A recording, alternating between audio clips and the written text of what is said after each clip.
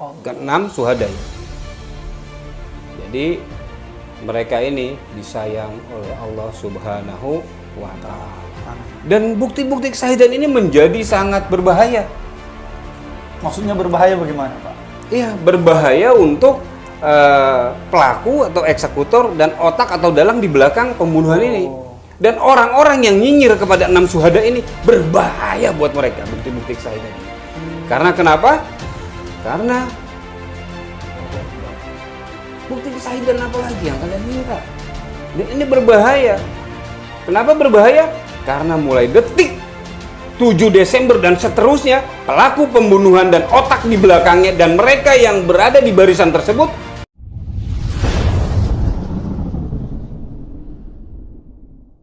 Bismillahirrahmanirrahim. Assalamualaikum warahmatullahi wabarakatuh. Alhamdulillahirabbil alamin. Kita masih diberikan kesempatan dan juga keluangan waktu, tentunya keimanan kepada Allah Subhanahu wa Ta'ala. Tentunya kita mesti bersyukur dan tambah bersyukur kepada Allah Subhanahu wa Ta'ala.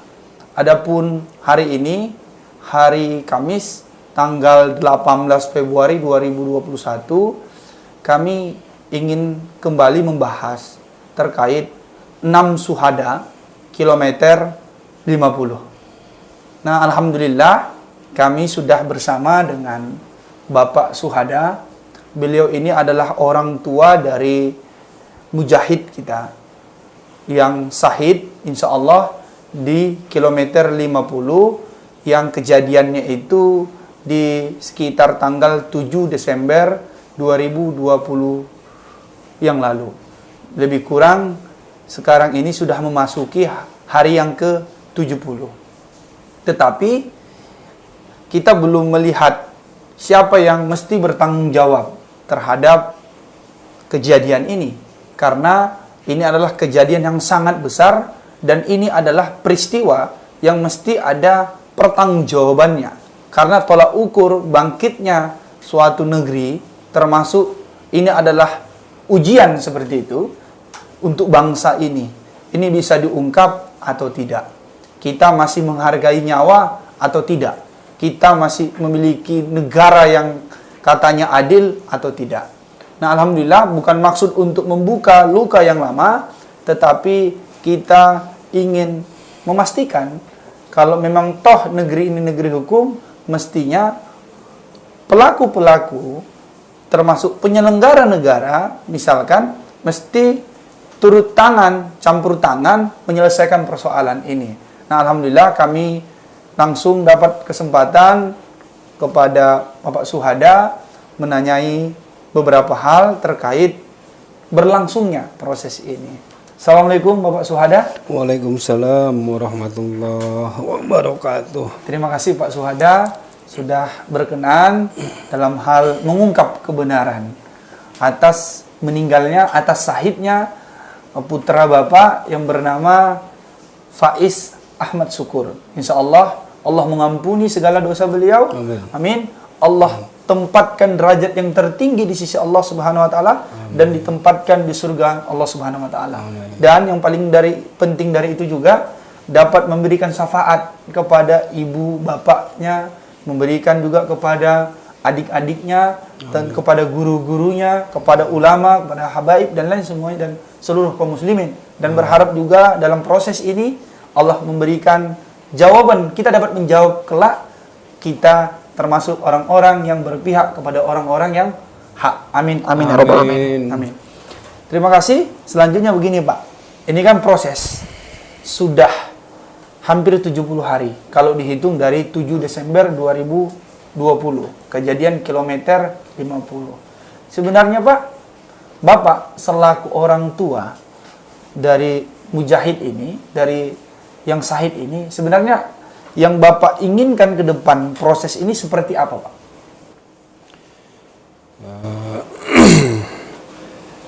Tentu saja kami menginginkan mengetahui siapa dari pembunuh putra kami. Itu yang pertama.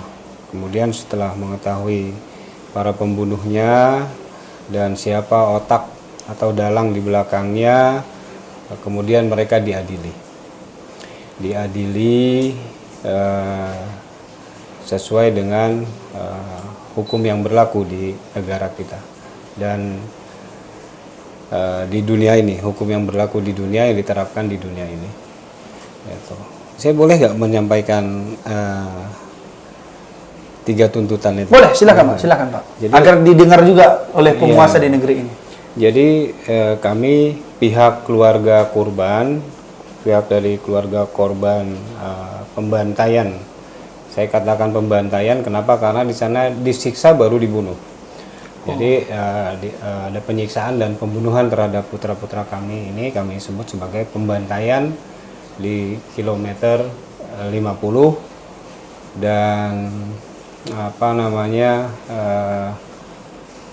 kami mengajukan akan terus melakukan 3 tuntutan. Tuntutan yang pertama kami bahasakan dengan tuntutan dunia. Artinya di dunia ini kami upayakan, kami berikhtiar untuk menegakkan keadilan dengan melalui hukum yang berlaku sesuai dengan konstitusi negara kita dan sesuai di Indonesia maupun di dunia internasional. Artinya langkah-langkah untuk penegakan hukum itu kita tempuh sekemampuan kita. Dengan contoh terakhir itu sudah kita laporkan kasus ini ke pengadilan, ke International Criminal Court di Den Haag dan ke pengadilan internasional di Jenewa, dan itu merupakan langkah-langkah tuntutan duniawi kami lakukan. Demikian juga di Indonesia sudah dilakukan. Kita pergi ke Kompolnas, pergi ke Komnas HAM yang ternyata Komnas HAM malah justru mengkhianati kita. Tapi upaya-upaya itu sudah kita lakukan. Karena menurut keyakinan kami bahwa ikhtiar dan upaya merupakan kewajiban. Hasilnya adalah kita serahkan kepada Allah Subhanahu wa Ta'ala. Oleh sebab itu kami punya tuntutan yang kedua. Apa itu Pak? Yaitu tuntutan di akhirat kelak nanti. Jadi tuntutan ukhrawi, tuntutan akhirat. Jadi nanti saya dan kami orang tua korban akan wafat, pasti wafat. Dan kalian para pembunuh 6 syuhada ini, kalian juga pasti akan wafat. Dan kalian dalang atau otak di belakang pembunuhan ini, dan siapapun yang terlibat dalam pembunuhan ini, pasti akan wafat. Dan kita akan berkumpul nanti di Yaumil Hisab. Kita semua berkumpul di Yaumil Hisab. Di sana nanti kami akan melakukan tuntutan ini, menuntut balas atas pembunuhan dan pembantaian ini kepada kalian di hadapan Allah Subhanahu wa Ta'ala di Yaumil Hisab nanti. Artinya di sana tidak ada lagi backing-backingan, nggak ada lagi curang-curangan, nggak ada lagi bohong-bohongan. Yang ada adalah keaslian. Di sana nanti kita akan tuntut kalian. Oleh karena itu kalian yang beragama selain Islam, maka kalian akan kami tuntut juga di sana. Yang beragama Islam, yang KTP kalian Islam, kami juga akan menuntut kalian nanti di sana di hadapan Allah Subhanahu wa Ta'ala. Itu tuntutan kami di akhirat. Tuntutan yang ketiga, kami akan menuntut di dunia dan akhirat. Kenapa kami katakan tuntutan ini tuntutan dunia akhirat? Karena efeknya akan ada di dunia sampai di akhirat. Tuntutan ini berupa mubahalah. Mubahalah itu adalah syariat Islam di mana ketika ada perbedaan di antara kita yang tidak bisa diputuskan mana yang benar, mana yang salah. Untuk mengungkap kebenaran, maka kita lakukan dengan mubahalah. Mungkin dari pihak pembunuh dan otak atau dalang dari pembunuhan ini merasa mereka berjalan di atas rel kebenaran. Bahwa membunuh putra-putra kami mereka anggap ini adalah benar. Nah, tetapi menurut kami ini adalah salah. Oleh karena itu, maka kita harus tahu mana yang benar, mana yang salah menurut Allah Subhanahu wa Ta'ala. Apakah pelaku pembunuhan dan otak atau dalang pelaku pembunuhan ini yang dianggap benar oleh Allah Subhanahu wa Ta'ala, atau 6 syuhada ini yang dianggap benar oleh Allah Subhanahu wa Ta'ala? Maka kita buktikan dengan cara mubahalah. Siapakah yang salah? Apakah yang salah ini 6 syuhada yang dibunuh ini, atau yang salah ini adalah pelaku pembunuhan eksekutor dan otak di belakang pembunuhan ini. Apakah mereka yang salah? Nah, kita buktikan dengan cara mubahalah. Apabila kami dari pihak keluarga yang salah,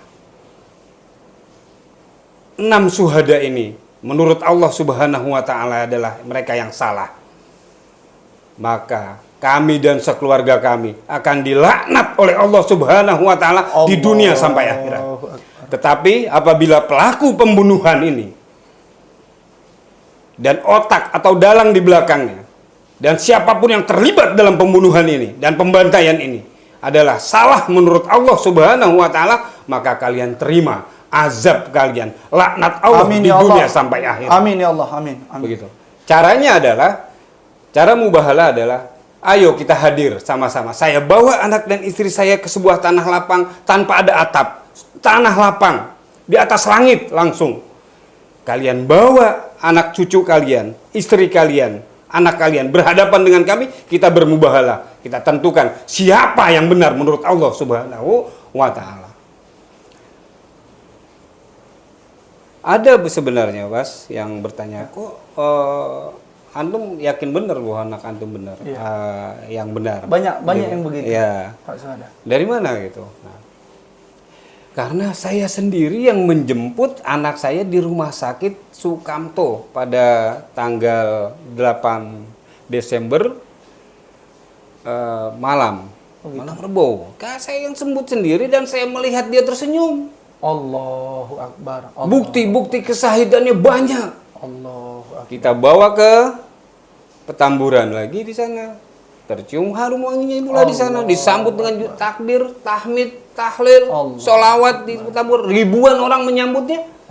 Luar biasa. Jadi artinya, oh sudah saya tidak usah ceritakan lebih banyak lagi. Bukti-bukti kesahidannya luar biasa banyaknya. Ke-6 syuhada ini. Jadi mereka ini disayang oleh Allah Subhanahu wa taala. Dan bukti-bukti kesahidan ini menjadi sangat berbahaya. Maksudnya berbahaya bagaimana, Pak? Iya, berbahaya untuk pelaku atau eksekutor dan otak atau dalang di belakang pembunuhan ini. Dan orang-orang yang nyinyir kepada 6 syuhada ini berbahaya buat mereka, bukti-bukti kesahidan ini. Karena kenapa?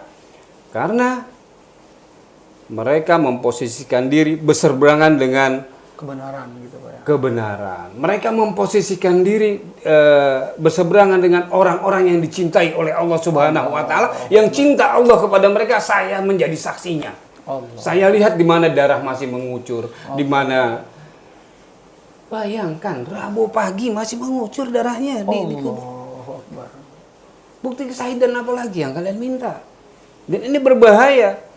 Kenapa berbahaya? Karena mulai detik 7 Desember dan seterusnya, pelaku pembunuhan dan otak di belakangnya dan mereka yang berada di barisan tersebut akan dibuat sibuk oleh Allah Subhanahu wa taala. Sibuk. Amin ya Allah. Sibuk untuk apa? Sibuk dalam berbuat dosa, sibuk dalam berbuat kesalahan, terus-menerus sampai akhir hayatnya. Baik disengaja maupun tidak disengaja, mereka akan sibuk berbuat dosa dan kesalahan. Baik mereka sadari atau tidak sadari, mereka akan digeret oleh Allah, diseret oleh Allah Subhanahu wa taala masuk neraka jahanam. Baik itu yang apabila mereka tidak bertobat kepada Allah Subhanahu wa taala. Masuk neraka jahanam. Diseret ke dalam neraka jahanam. Baik itu yang muslim apalagi yang kafir. Kalau yang muslim maka oleh karena itu bertobatlah kepada Allah Subhanahu wa taala. Bertobat kalian. Karena kalian dan keluarga kalian akan dihancurkan oleh Allah Subhanahu wa taala sebagaimana hancurnya hati kami, keluarga korban. Bagaimana hancurnya saudara-saudara dari 6 syuhada ini. Saudara dari sistem kekerabatan, saudara dalam darah dan saudara di dalam iman. Antum bayangkan berapa banyak saudara-saudara daripada 6 syuhada ini. Saudara di dalam iman. Innamal mu'minuna ikhwatun. Mereka tersakiti semuanya. Dan terzolimi semuanya oleh pembunuhan ini. Apabila kalian tidak bertobat, mereka mengangkat tangan, dosa mereka yang terzalimi, hancur kalian. Demi Allah, kalian hancur. Amin ya Allah, amin. Gitu. Maka bertobatlah kalian yang beragama Islam. maka insya Allah Allah akan terima tobat kalian. Sesungguhnya Allah Maha Pengampun. Dan bagi kalian yang beragama selain Islam, masuklah ke dalam Islam. Kalau tidak, kalian akan hancur. 7 turunkan, kalian hancur. Dihancurkan oleh Allah Subhanahu wa Ta'ala. Demi Allah, hancur kalian. Kalian tidak akan pernah berbahagia di dalam hidup kalian. Kalian akan risau, gundah, gulana yang akan kalian tutupi dengan dosa, kesalahan, dan kesalahan lainnya. Terus begitu, berserta anak cucu kalian. Maka masuklah ke dalam Islam, sehingga dihapuskan dosa-dosa kalian. Jadi itu tuntutan kami. Dan bukti-bukti kesyahidan itu nyata di depan mata saya. Saya melihat sendiri dan ini berbahaya. Kalau Anda tidak percaya, silahkan datang kepada saya. Kita bermubahalah. Buktikan siapa yang benar. Anda atau saya. Mari kita buktikan. Seperti itu. Insya Allah Pak. Insya Allah 6 laskar atau 6 pemuda ini Allah masukkan ke dalam surga jannah yang terbaik, Firdaus. Amin amin ya rabbal alamin. Baru pertanyaan begini Pak. Kan dari pihak aparat itu mengatakan ada baku tembak, saling tembak begitu. Tapi dari info yang dapat dari versi FPI kita katakan atau dari versi Bapak misalkan. Kan Bapak yang menjemput langsung ya. Bapak menjemput langsung. Kan ada yang 3 tembakan, ada yang katanya 4 tembakan. Kalau untuk almarhum Faiz ini sendiri itu ada berapa tembakan dan posisinya di mana saja, Pak? Ada 4. Ada 4. Di sini, di leher, Sini. tembus ke kepala sini. Kiri, Pak. Kiri tembus. Tembus ke kanan. Berarti Bawah, nembaknya dari bawah begini, Pak. ya, ngerti saya. Iya, kalau iya. Terus di tangan, kemudian di Tangan kaki. sebelah mana, Pak? Di sini tangan. Kanan. Ya. Di kaki Kaki dan paha. ya, terus di dada. Dada. Itu dia Faiz itu menurut keterangan dari supir derek itu saksi yang ada di sana meninggal atau syahid ya, yang kedua setelah Muhammad Reza. Oh, Ya, itu keterangannya. Tapi sebelum itu mau ada baku tembak mau lain sebagainya, mereka aja yang tahu itu sendiri. Siapa yang bisa buktikan? Mereka buktikan ya, forensik punya mereka, data balistik punya mereka. Kita bikin sajalah sudah sendiri seterserah kalian lah. Kita mau gimana lagi? Kita terserah kalian, gitu, ya kan? Tapi ketahuilah, kami upayakan keadilan bahwa kami menolak apapun yang kalian katakan. Itu terserah. Kita serahkan kepada masyarakat, kepada rakyat, mau menerima keterangan polisi atau keterangan Komnas HAM atau keterangan atau hati nurani kalian terima. Silahkan saja. Semua punya milik kalian loh. Kalian bikinlah suka-suka kalian. Kami keluarga korban nggak bisa melakukan apa-apa lagi. Apa yang kalian suka, silahkan. Gitu. Hadirkan saksi. Gitu. Nanti di hadapan Allah Subhanahu wa Ta'ala.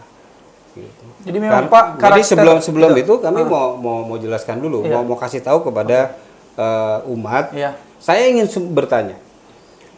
Ketika kita melihat ada sekelompok orang sedang diseret masuk ke dalam neraka, disengsarakan kehidupannya beserta keturunannya sedang disengsarakan oleh Allah, tidak dibikin bahagia oleh Allah Subhanahu wa Ta'ala dan diseret ke dalam neraka, kira-kira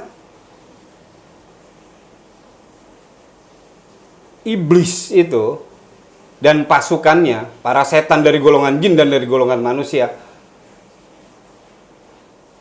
tersenyum atau bersedih, gembira atau bersedih ketika melihat orang sedang diseret ke dalam neraka, disusahkan, hidupnya tidak dibuat bahagia. Kalau iblis senang lah dia, ada teman dia kan? Padahal, iblis senang melihat Iya. itu, bahagia dia. Padahal Iblis itu termasuk golongan syaitan. Pasukannya adalah pasukan setan dari golongan jin dan dari golongan manusia. Sementara Allah Subhanahu wa Ta'ala katakan innas syaitona lakum aduwwum mubin. Sesungguhnya setan itu adalah musuh kamu yang nyata. Ketika kamu melihat musuhmu tertawa, ketika kamu melihat musuhmu berbahagia, ketika kamu melihat musuhmu tersenyum, kira-kira apa yang terjadi? saya selaku orang tua korban melihat mereka diseret ke neraka, melihat iblis tertawa, melihat setan tertawa, apa yang terjadi? Maka saya sangat bersedih. Musuh saya tidak boleh tertawa, iblis tidak boleh tersenyum, para setan tidak boleh bergembira. Mereka harus meringis, mereka harus menangis. Betul tidak? Betul. Lalu bagaimana caranya? Caranya adalah kami sebagai orang-orang yang terzolimi berdoa kepada Allah Subhanahu wa Ta'ala. Mudah-mudahan pelakunya, eksekutornya, pembunuhan ini, dan otak atau dalang di belakangnya yang beragama lain, maka masuklah ke dalam Islam. Kalau tidak, kalian akan hancur. Amin. Kami doakan mereka supaya diberi hidayah untuk masuk ke dalam Islam, sehingga mereka selamat dunia dan akhirat mereka. Amin. Dan mereka yang beragama Islam, kami doakan supaya Allah Subhanahu wa Ta'ala beri mereka hidayah, supaya mereka diberi kekuatan untuk bertaubat kepada Allah Subhanahu wa Ta'ala. Amin. Sehingga Allah lepaskan azab itu, laknat itu dari mereka semua. Amin. Sampai akhirat mereka ampunkan. Amin. Itu doa kami. Dan syarat tobat kita tahu bersama. Para alim ulama, ustadz-ustadz sudah berkata, pertama, mengakui kesalahan di hadapan Allah Subhanahu wa Ta'ala. Yang kedua, tidak lagi mengulangi kesalahan tersebut. Yang ketiga, memohon maaf kepada ahli waris apabila dosa mereka atau kesalahan mereka ini menyangkut orang lain, apalagi pembunuhan. Kalian datanglah, meminta maaflah kepada keluarga korban, mengakulah bersalah di hadapan publik. Insya Allah kalian selamat. Apabila tidak ini kalian lakukan, kalian tidak bertobat kepada Allah Subhanahu wa Ta'ala, maka hancur kalian beserta keturunan kalian. Amin ya Allah, amin, amin. Sengsara kalian, tidak akan bahagia kehidupan kalian, yakinlah. Tapi kami sebagai keluarga korban berdoa kepada Allah Subhanahu wa Ta'ala, semoga kalian semua bertobat, diberi hidayah untuk bertobat kepada Allah Subhanahu wa Ta'ala. Amin, amin, amin ya Rabbal Alamin. Ya Pak, terima kasih Pak. Ini membuat kami juga merinding ya Pak ya. Ibaratnya kami ini ingin ikut berpartisipasi. Partisipasi dalam artian mengawal kasus ini jangan redup, apalagi hilang begitu saja Pak. Apalagi hilang begitu saja. Sehingga ini mesti dikawal. Apa yang bisa kita lakukan adalah mengawal secara opini. Dan tentunya harapan kami semua, termasuk umat yang menyaksikan video ini, bagaimana mesti ada yang bertanggung jawab akan hal ini. Karena apa? Karena ini kan yang mesti bertanggung jawab ini adalah pengelola negara. Karena ini kaitannya adalah antara awalnya itu kan orang tidak dikenal pelakunya, gitu. Tetapi setelah adanya konferensi pers yang dilakukan oleh pihak Polda Metro Jaya, dan mereka mengakui itu adalah mereka yang awalnya itu adalah diikuti, dibuntuti, begitu ya. Setelah itu terjadilah peristiwa ini. Walaupun dari versi kepolisian ini ada baku tembak di sana, tetapi dari versi FPI itu tidak ada, karena tidak, SOP FPI itu tidak diperbolehkan membawa persenjataan, apalagi senjata. Dan secara logika, kalau orang pakai senjata api ini ya kan nggak sembarangan Pak ya. Saya orang hukum, ini namanya senjata api itu mesti punya SOP, dia mesti ada perizinan begitu. Apalagi saya pikir dengan aspek anak muda yang umurnya Saudara Faiz ini kan hanya 20-23 tahun. 22 gitu. Tahun. 22 tahun coba. Ini saya pikir senjata dari mana? Duitnya dari mana? Ini kan tidak mungkin. Apalagi kita lihat track record FPI misalkan. FPI itu yang setahu saya itu tidak pakai senjata gitu. Sudahlah.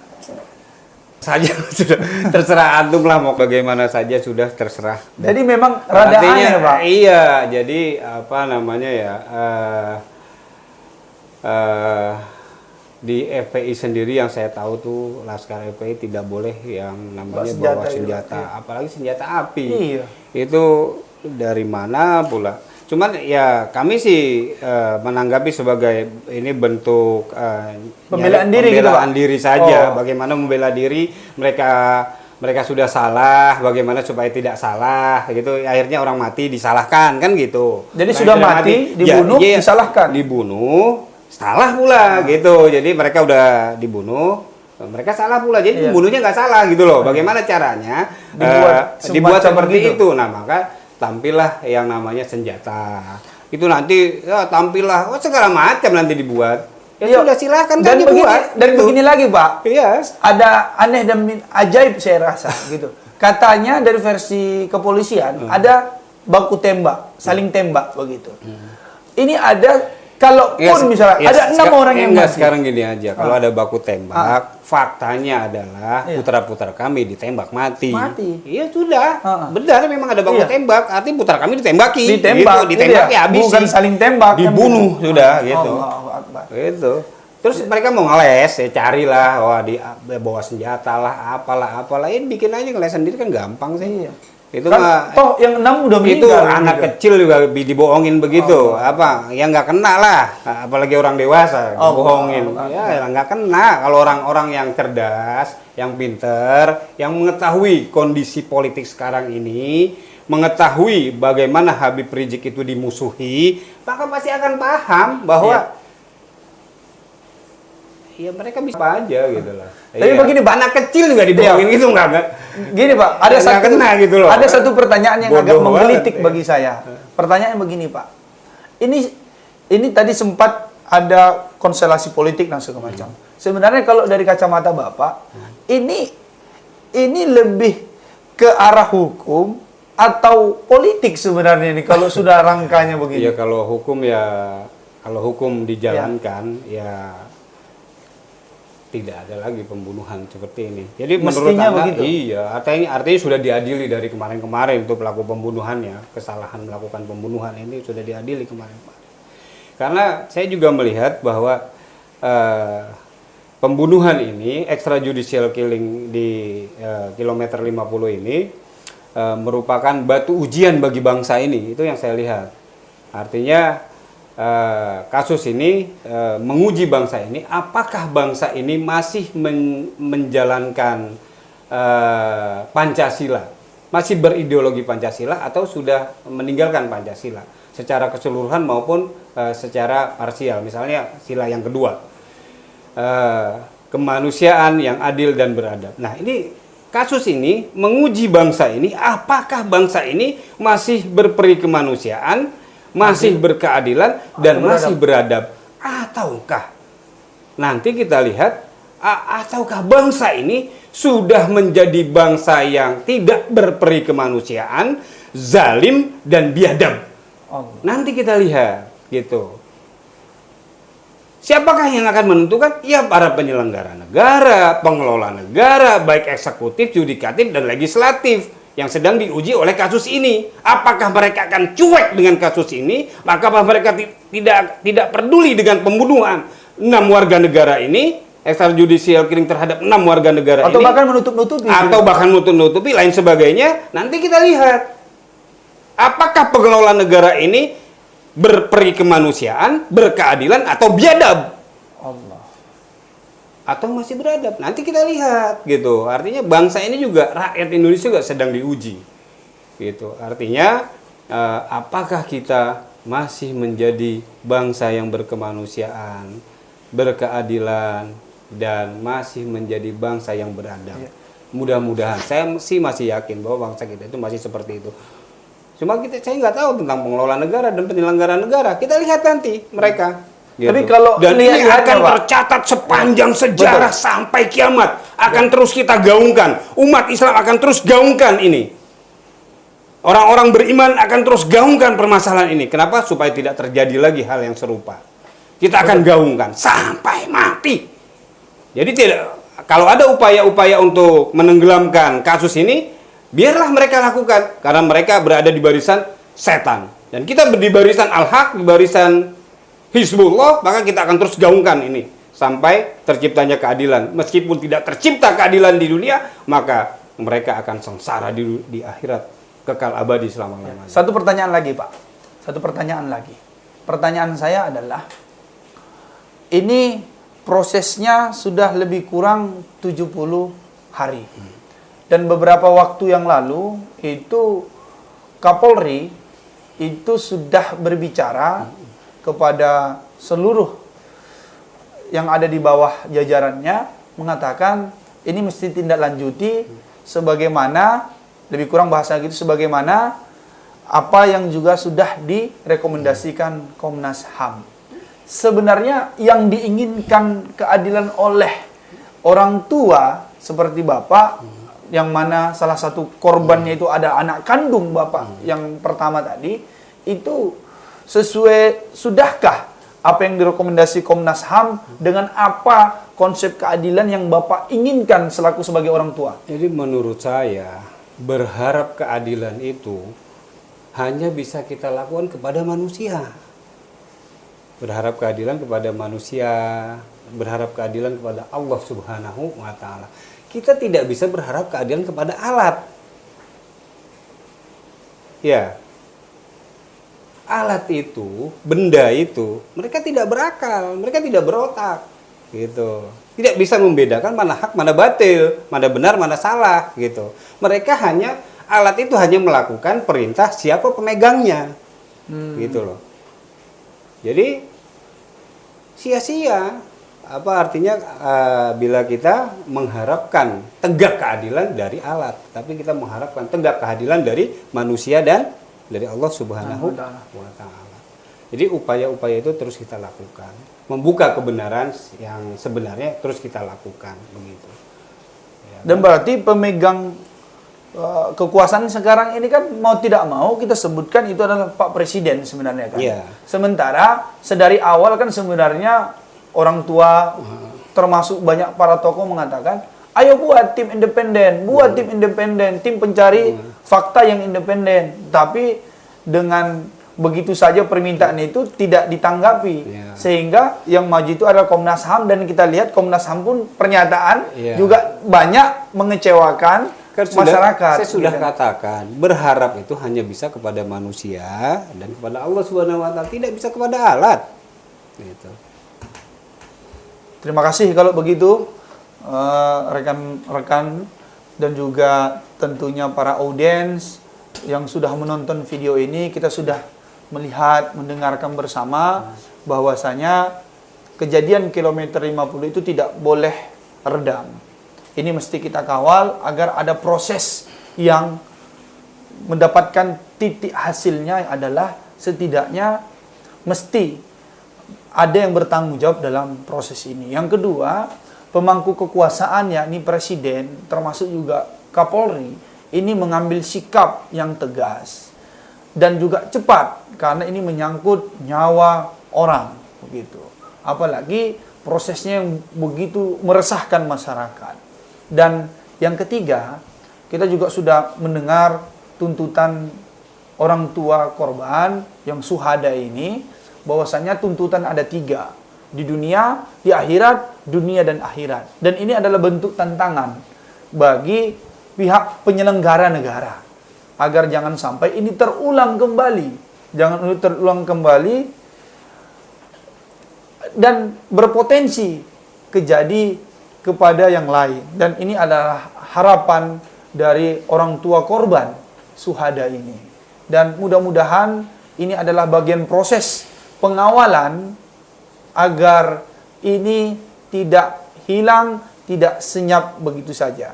Tidak ada alasan apapun untuk menghilangkan nyawa seseorang, apalagi 6 laskar, 6 syuhada ini. Tidak boleh lagi terjadi bagi siapapun, bagi organisasi apapun. Apalagi itu dengan alasan-alasan yang dugaan kuatnya itu adalah alasan yang diada-adakan. Ada alasan yang dibuat-buat. Terima kasih, kami sudah mengabarkan, Anda yang memutuskan. Hukum mesti ditegakkan. Ketika tidak ditegakkan dunia, pasti kelak di akhirat Allah akan tegakkan. Terima kasih kepada Bapak Syuhada. Terima kasih kepada rekan-rekan termasuk yang ada rekan-rekan yang menonton video ini. Insya Allah, Allah memberikan kebenaran, Amin. membuka kebenaran, Amin. dan juga membuktikan kepada kita semua kebenaran itu akan terwujud, kebenaran itu akan terbuka. Amin, amin ya rabbal alamin. Wassalamualaikum warahmatullahi wabarakatuh. Waalaikumsalam warahmatullahi wabarakatuh.